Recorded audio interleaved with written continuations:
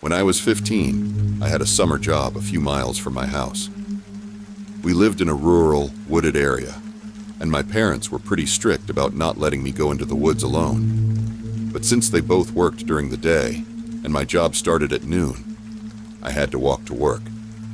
Against their rules and better judgment, I decided to take a shortcut through the woods instead of sticking to the road. It shaved about a mile off my walk, and I figured, what could go wrong?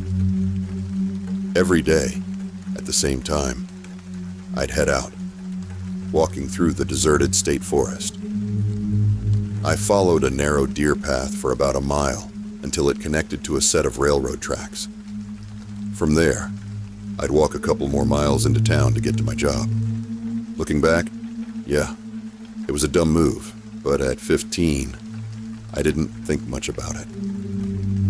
The shortcut always gave me the creeps. I couldn't shake the feeling of being watched, but I convinced myself it was just paranoia. My parents were big on warning me about the dangers of the woods, and I assumed their voices in my head were making me uneasy. Still, it was cooler, shadier, and quicker than the road, so I ignored my gut and stuck with it. They had no idea I was doing this either. They'd pick me up after work, blissfully unaware of my little routine. For weeks, everything went fine, until one day. I was deep in the woods, about a mile away from any houses, when I spotted something on the trail ahead of me. 2 pages ripped out of a porn magazine, lying there on the path. They hadn't been there the day before. I froze. It wasn't just random trash, it was too deliberate. Someone had put them there, and given how deserted this area was, they had to be meant for me. My stomach dropped. I wanted to turn back, but at that point, it would have been a longer hike to get out of the woods the other way. Plus, I'd have to climb a huge hill to get back home, and there was no one around to help if anything went wrong. So I kept walking, my heart racing with every step. This part of the woods was thick with brambles, dogwood, and rolling hills, so it was hard to see very far in any direction. And that's when I heard it. Footsteps. At first, I thought I was imagining it, but every time I stopped walking, the sound stopped too. It was faint, but distinct, like someone had loose change jingling in their pocket. Definitely not an animal. The thick trees and the way sound echoed made it impossible to tell where it was coming from. I tried stopping again, just to test myself. And sure enough, as soon as I paused, the footsteps stopped too. That's when it hit me. I wasn't alone. I was being followed. My heart was pounding so hard I could hear it in my ears, and my vision blurred with fear. But my instincts were crystal clear. Don't speak. Don't run. Just keep walking. I stuck to the dense deer path, heading further into the woods, my gut screaming not to look back. I didn't know why, but I could feel it. Someone was right behind me, close enough that I could sense them, but I refused to turn around. Now here's the thing. I'm short and on the chubby side. Always have been. If you saw me, you'd probably think I couldn't outrun anyone, let alone in the middle of the woods. And honestly, that's probably what this creep was thinking too. But here's what they didn't know. I ran cross-country and track back then. I wasn't Olympic material or anything, but I could do a 7-minute mile, and hills were my specialty. I always did well on hilly courses, so while I didn't consciously think through all of this in the moment, somewhere deep down, I knew. Don't run. Not yet. So I kept walking, further into the woods, trying to act like nothing was wrong. My legs felt like jelly. My heart was pounding out of my chest, and everything around me blurred like I was walking through a nightmare. It was a feeling I've never experienced before or since, A primal, your prey right now kind of terror. I didn't scream. I didn't even glance back. I just knew nobody would hear me if I did.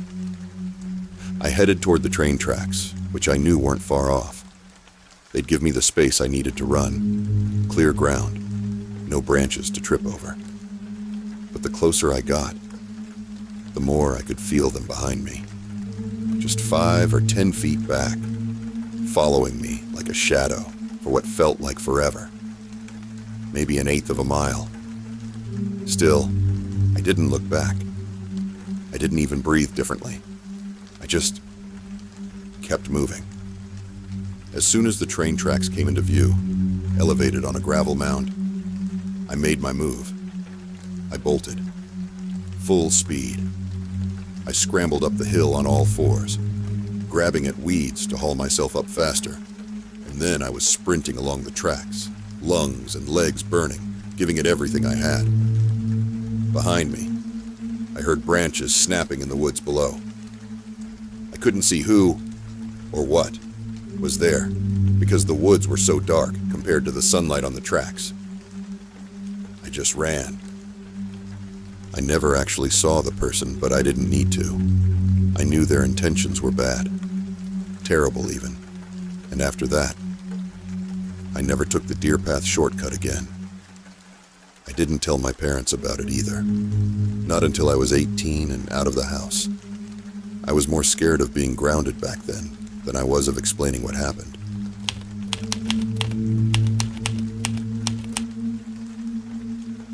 So, I recently bought a small bass boat, and my first mate, Legoff, and I have been super excited to explore the lake, its islands, and learn the ropes of fishing around here. We're new to Tennessee, so everything feels like an adventure. Yesterday, on the 4th of July, we decided to head out to this really secluded part of the lake that we've nicknamed No Man's Land. It's blocked off by a low-hanging bridge that keeps most boaters out, but my little boat can squeeze underneath, so it feels like our secret spot. This time, we decided to venture deeper into the cove than ever before. As we trolled slowly down the lake, the path split into 3 forks. I asked Legoff which way to go, and without hesitation he said, "The middle one." So we kept straight, and as the water narrowed into a river-like channel, things started to feel off. What happened next was a chain of events that unfolded fast. We've talked about it since, trying to piece together the exact order, but here's what we remember. First, we heard this strange, vocal-like noise coming from the woods along the shoreline. It wasn't loud, but it made both of us freeze. "What was that?" Legoff asked. "A dog," I said automatically, though I didn't believe it even as the words came out. "I don't think that was a dog," Legoff replied, his voice uneasy. Then we saw a bird perched high above us on a branch, just staring. "Maybe it was that bird," Legoff suggested. "Yeah, maybe," I answered, though I wasn't convinced. Somewhere during all of this, I realized I'd drawn my pistol without even thinking about it, holding it down at my side. Legoff had the fishing bow ready. We both felt it, the overwhelming sense that we were being watched. We drifted past a rotting pine tree, half submerged in the water along the shore. That's when it happened. Out of nowhere, we heard heavy, pounding footsteps crashing through the woods. They were fast, deliberate, and getting closer. At first, I thought, deer? The sound was almost prancing, but as it got louder and closer, we both realized this wasn't a deer. A massive jet-black canine burst through the trees. My brain tried to rationalize it. Coyote. But it was way too big. This thing was the size of a huge German shepherd, maybe larger, and it was fast. It moved like a shadow, zigzagging between the trees, leaping with incredible speed toward the exact stretch of shoreline we were floating past. But something about it didn't look right. It didn't have the texture or detail of a normal animal. No visible fur, no face or eyes we could make out. Just this flat, blurry outline of a canine with tall, wolf-like ears. But it was unmistakably a canine shape, and it was coming straight for us. Adrenaline hit hard. My mind raced, trying to prepare for what might happen. It looked like it was charging us, but with the 15 feet of water between the boat and the shore, I felt a small sense of relief. It'd have to swim out to us, and I figured that wasn't likely. The creature reached the shoreline in seconds. Without hesitation, in one smooth, fluid motion, it leapt off the bank and dove into the water, right under the half-submerged pine tree we just passed. Stomp, stomp, stomp, splash. And then, nothing. We held our breath, waiting for it to resurface, to hear it swimming or moving toward us. All we saw were faint ripples spreading out from the splash, small and unimpressive for something that size. Afterward, Legov kept saying the same thing. For how big it was, the splash should have been much bigger. We didn't stick around to find out more. Watch for it to come back up, I whispered, my voice barely audible. I've never heard of canines being able to submerge themselves underwater, but there it was, right in front of us. We waited.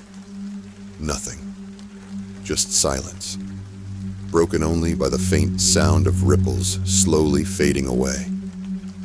We stayed frozen, staring at the spot where the creature had disappeared, our eyes locked on the fallen pine tree it had leapt under. Maybe it's just standing in the water under the tree, Legov said, his voice uneasy. Summoning what little courage we had left, we trolled the boat a little closer to inspect the tree. Nothing. No sign of it at all. At this point, we were in complete shock, stunned. How could it just be gone? A creature that size doesn't just vanish. We sat there for another 30 seconds in tense silence, scanning the shoreline and the water. Finally, Legov broke it. You saw what I saw, right? A shiver ran down my spine. All of it, I replied. Really, though, what the fuck was that? Legov asked, his voice louder now. I swallowed hard and said, I think we saw a demon. We both laughed nervously, the kind of laugh that doesn't feel real because you're still too shaken to process anything. We stayed floating near the shoreline for at least another 10 minutes, still trying to piece together what had just happened. Legov kept scanning the water, waiting for it to surface, but it never did. How could something that big, a huge, black, wolf-like creature, just disappear into thin air or water? Being skeptics, we wanted a logical explanation. There had to be one, right? But nothing added up. If it had just splashed into the water and gotten back out, then we would have seen it walking away. We would have heard it. Anything that big would have made noise on the leaves and underbrush. But instead, there was only silence. The loudest, heaviest silence I've ever felt. We're still shaken up by it, honestly. We live in Middle Tennessee. If that helps anyone figure out what the hell this could have been. We've been racking our brains for answers, but we're coming up empty. Whatever it was, we'll never forget that day.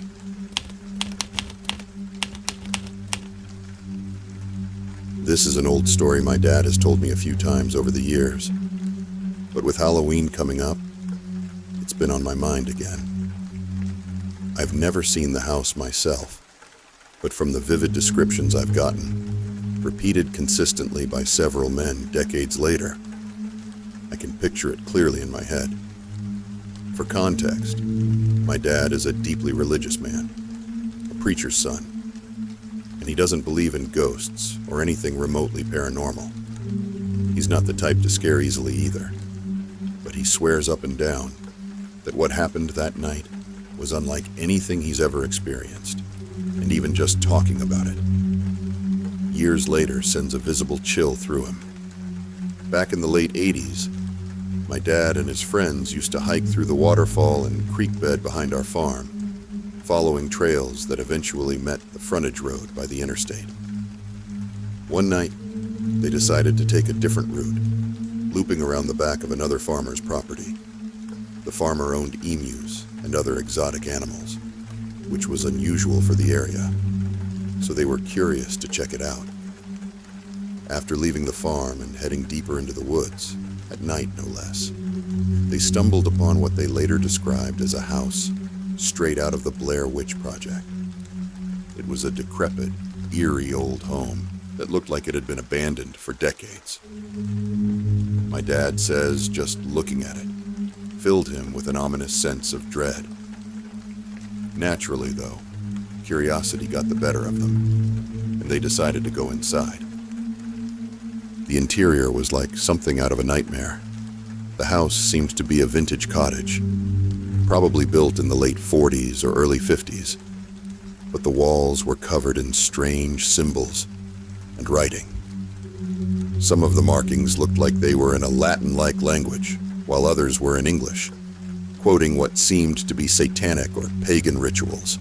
These writings detailed sacrifices, human sacrifices, to some kind of deity.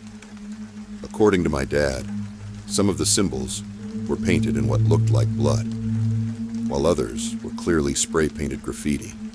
And here's the thing. He worked as a firefighter for years and had seen his fair share of human blood and accidents. He insists that what he saw on those walls wasn't just red paint. Beyond the initial living and kitchen area was a narrow stairwell. It was so tight that their shoulders brushed against the walls as they climbed. The stairs went straight up, stopped at a landing, then turned sharply to the right. From the bottom, they couldn't see what was waiting at the top. When they reached the top, they found themselves in a large attic-like bedroom. The room was horrifying. Chain manacles and locks hung from the wall, near a circular window. The floors and walls were stained with large, dried puddles of blood, and the entire space was covered in the same strange symbols and graffiti. As they explored the room, they all suddenly heard footsteps, quick, deliberate footsteps coming up the stairs behind them. The sound was distinct, like heels clacking on wood. Startled, they turned to look, but no one was there. The footsteps stopped as abruptly as they had started. Completely spooked, they rushed downstairs, convinced someone had to be playing a prank on them. But when they searched the lower level, they found nothing, no one, and no footprints in the thick dust and grime except their own from when they had first entered. Years later, I decided to ask each of the men who had been there about the experience, hoping to find some inconsistency in their stories that might explain what had happened. But when I spoke to them individually, each one gave me the exact same account, down to the smallest details, without hesitation. It still gives me chills to think about. My dad doesn't bring it up often, but when he does, you can see how much it still unsettles him. Whatever they stumbled upon that night wasn't something they'll ever forget. The guys all remembered the same details, the exact minute they entered the house and the exact minute they left. But here's where it gets really strange. After leaving the house, for reasons none of them can explain, they decided to test a different route back. Using a compass, they planned to approach from the east instead of the south. They repeated this experiment over 10 times that night, walking toward the house from every possible direction. Yet no matter where they started, north, east, or west, they always ended up back at the front entrance of the house. This wasn't just disorienting. It was downright impossible. The compass readings and their knowledge of the woods, knowledge they had honed over years, confirmed they were moving in a straight line. And yet, they kept winding up at the south end of the house. There's probably a scientific explanation for it, but I haven't found one yet. These men knew those woods like the back of their hand, and still do to this day. The last time they found themselves standing at the front door, things took an even darker turn.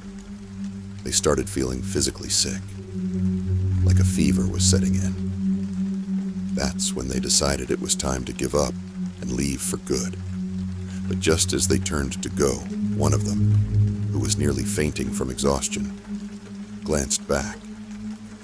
He froze. Then he pointed, trembling, at the circular window on the second story of the house. Everyone turned to look, and there she was. A tall, hunched female figure stood in the window, watching them. She had no discernible facial features, except for two large, dark eyes. She shuffled slightly, as though shifting her weight, then turned and moved away from the window, as if heading toward the stairs at the far end of the room. At that moment, panic hit. The group bolted, running blindly through the woods until they finally emerged on the side of the interstate. 3 miles from my dad's house, where they had started. Even as they made their way home, they couldn't shake the feeling of being followed. When they got back to my dad's place, his cousin went into the kitchen to grab some water. Moments later, he came back pale as a sheet, swearing he had just seen the same figure standing at the edge of the woods near the shed. Thankfully, nothing else came of the experience, but the terror it left behind was enough. My dad and his friends dismissed his cousin's sighting as paranoia or pareidolia. Even so, 5 years later, curiosity got the better of them, and they decided to check if the house was still there. When they arrived, they found only a pile of rubble. The house had collapsed in on itself, leaving nothing but ruins. They never went back again.